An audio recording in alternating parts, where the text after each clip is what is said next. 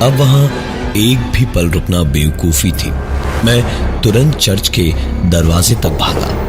दरवाजा था तो भारी भरकम, लेकिन जर्जर हो चुका था। मैंने पूरी ताकत से 2-3 लातें मारी तो दरवाजा टूट के बिखर गया और मैं वहां से दौड़ते हुए भागा। निकलते निकलते एक तस्वीर खिड़की के पास पड़ी हुई दिखाई दी। बड़ी जानी पहचानी सी तस्वीर थी, लेकिन इस वक्त भागना ज्यादा जरूरी था। मैंने स्कूटर स्टार्ट की और वहां से तेजी से निकला, लेकिन कुछ आगे ही गया था तो मैंने गाड़ी रोकी और सोचा वो तस्वीर तो मेरे चाचा की थी। वो भी तो प्रीस्ट थे। उनकी अचानक तो मौत हुई थी, लेकिन किसी ने कभी मुझे इसके बारे में बताया नहीं था। और जब तक मैं बड़ा हुआ और समझने के काबिल हुआ, तब तक मैंने कभी इस पे ध्यान नहीं दिया। मेरे दिल में मेरी हिम्मत और मेरी दिमाग की जंग चल रही थी और आखिरकार मेरी हिम्मत जीत गई। मैंने स्कूटर घुमाई और चर्च की ओर जाने को वापस चल पड़ा। चर्च तक पहुंचा तो पूरे माहौल में सिर्फ सीलन और सड़न की बदबू थी।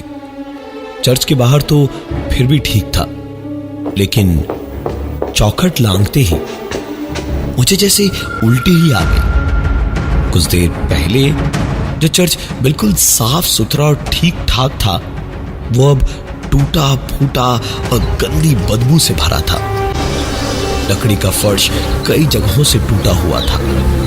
अंदर से कभी चूहे निकलते तो कभी कीड़े मकोड़े, और जो साथ में दिखा उससे ऐसा महसूस हो रहा था जैसे पूरे बदन में खाल के नीचे अंदर से सांप रेंग रहे थे। पूरे चर्च में हर बेंच पे लोग बैठे हुए थे, सजे धजे साफ सुथरे कपड़ों में अमीर रईस लोग। सबके माथे पर एक 5 कोनों वाला सितारा बना हुआ था। मैं तो जैसे जिंदा था ही नहीं। हैरत से बुत बना खड़ा था बीच चर्च में। मेरी खुली आंखों की ये बेहोशी एक आवाज से टूटी, जो ये कह रही थी कि फादर डिकोस्टा बहुत ही अच्छे इंसान थे, इसलिए उन्हें बुला लिया गया। हम सब मिलके प्रार्थना करते हैं कि उनकी आत्मा को कभी मुक्ति ना मिले, हमेशा शैतानों के बीच में फंसे रहे वो हमारे साथ यही।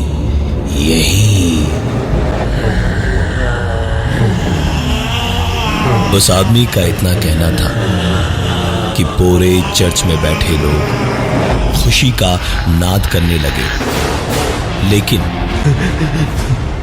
उसी आवाज में से किसी एक के दुखी होकर रोने की आवाज आने लगी। मैंने आवाज की ओर देखा तो ये उसी कमरे से आ रही थी जहां वो चोला अपने आप खिंच गया था। मैंने अंदर देखा तो मेरे चाचा फादर डिकोस्टा मेरे सामने कमरे में बैठे रो रहे थे। मैंने कदम बढ़ाया और चौखट लांघकर एक कदम कमरे में रखा ही था जब वो सामने कुर्सी से उठ के खड़े हो गए और चिल्लाए, "नो!" उनके चीखते ही पूरे कमरे में एक बहुत ही तेज रोशनी चमकी और फैलती गई। मेरी आंखें उस रोशनी को झेल नहीं पाई और मैंने आंखें बंद कर ली, लेकिन रोशनी इतनी तेज थी कि आंखें हाथों से ढकनी पड़ी। और हाथ जैसे ही हटाकर आंखें खोली तो देखा जगह वही थी और मैं भी वहीं था, लेकिन चर्च कहीं दूर दूर तक नहीं था। मेरा स्कूटर सड़क किनारे पड़ा था और मैं स्कूटर के पास पड़ा था। मेरा तो हाल ऐसा हो रहा था कि जैसे मैं अगले कुछ सेकंड्स में पागल ही हो जाऊंगा। कुछ समझ नहीं आ रहा था कि सचमुच मैंने कोई सपना ही देखा था या ये सब कुछ सच था। कहीं एक्सीडेंट हुआ और मैं पागल तो नहीं हो गया था। ऐसी भी सोच मेरे दिमाग में दौड़ने लगी। अगर मैं पागल हो रहा हूं तो मेरी बाकी की याददाश्त भी चली जानी चाहिए थी, जो बिल्कुल ठीक थी। मैं समझ नहीं पा रहा था कि हो क्या रहा था। वहां कोई चर्च तो नहीं दिखा, लेकिन थोड़ा आगे ही एक लकड़ी का छोटा सा कमरा जैसा कुछ था। इसका मतलब आसपास लोग भी होने चाहिए थे। मैं उस कमरे की ओर चल पड़ा और जैसे जैसे चलता जा रहा था तो वहां उस कमरे से किसी आदमी के रोने की आवाजें आ रही थी। मेरा चलना दौड़ने में बदल गया और कमरे के दरवाजे पे पहुंचा तो देखा अंदर अंदर और कोई नहीं, मेरे चाचा फादर डिकोस्टा ही रो रहे थे। 15 साल पहले मेरे चाचा एक चर्च के पादरी थे, बहुत ही अच्छे आदमी थे। हर तरह से सिर्फ लोगों की भलाई का सोचना, अपना सब कुछ उन्होंने सिर्फ लोगों के नाम कर दिया था। लेकिन एक गलती कर बैठे। एक ऐसे आदमी को सुधारने की ठान ली थी उन्होंने, जो कि खुद ही खुद को शैतान कहता था। फादर डिकोस्टा बहुत भले इंसान थे, उन्हें धोखे से उसने मार दिया। एक मरे हुए इंसान से कहीं ताकतवर एक जिंदा इंसान होता है। चाचा कुछ नहीं कर सकते थे।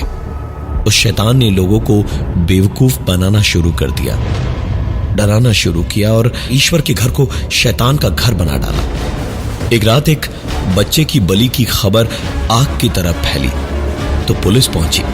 छानबीन हुई तो भागने की कोशिश में वो शैतान मारा गया। तब से जो खौफ फैला था उसी ने इस चर्च को हर चीज से दूर रखा। लेकिन इंसानियत और ईश्वर का नाम इतनी आसानी से मिट जाए, ये हो नहीं सकता। आज मौका था सब कुछ एक झटके में ठीक करने का। मेरे चाचा फादर डिकोस्टा मुझसे बोले, इस लकड़ी के कमरे को जला डाल जॉय। यही वो जगह है जहां वो शैतान इंसानियत का गला घोंटता था। और इस कमरे को जला के आग में होली वाटर डाल देना, वरना यह भगवान का घर कभी वापस उनका हो नहीं पाएगा। मैंने तुरंत जेब से लाइटर निकाला और बाहर से आग लगा डाली। कुछ ही देर में वो पुरानी लकड़ियों का टूटा फूटा जर्जर दीमक लगी लकड़ी वाला कमरा धूं धूं करके जल उठा। लेकिन होली वाटर तो कहीं आसपास था ही नहीं। मैं माथा पीटने ही वाला था जब नीचे चोला पड़ा हुआ दिखाई दिया, जिसे मैंने कन्फेशन बॉक्स के बाहर देखा था। उसकी जेब टटोली तो अंदर से एक छोटी सी होली वाटर की शीशी निकली। मैंने उसका ढक्कन खोला और पूरी की पूरी शीशी उस आग में उड़ेल दी।